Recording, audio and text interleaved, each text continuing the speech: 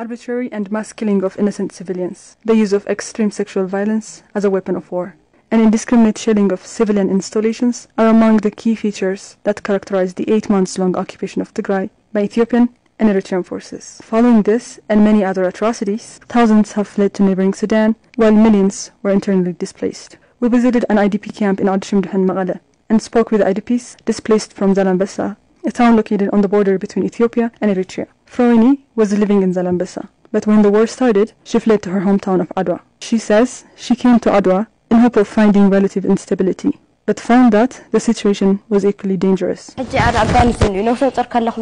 me tell you what happened to me this one day.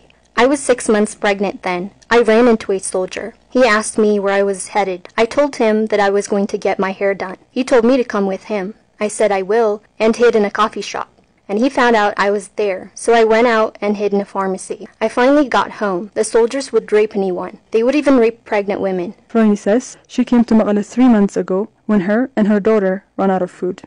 I stayed in Adwa, but there was nothing me and my daughter could eat. So I came to Magale 3 months ago, hoping to find something to eat. Haddas was also a resident of Zalambesa. She says her and her son depended on his photo studio and her business selling eggs to live a moderately comfortable and happy life. That is until Eritrean forces invaded Zalambesa in mid-November of 2020.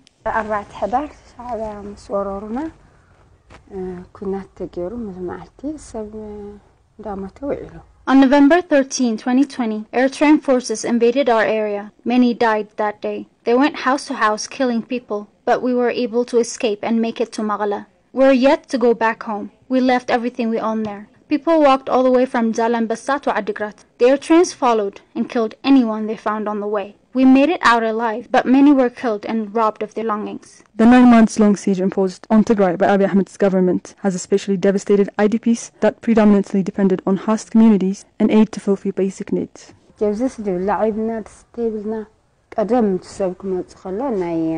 nothing to eat or drink. In the early days, people from Magala used to bring us food and other things, but now there is nothing. We are starving. I've been sick for a week and I had nothing to eat the entire day. Our health is deteriorating.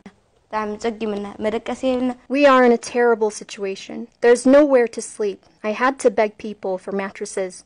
My child doesn't have anything to eat. There are no blankets, and my child gets so cold. According to the United Nations, Tigray is home to over 2 million internally displaced persons that have no means by which they can attain basics such as food and medical care.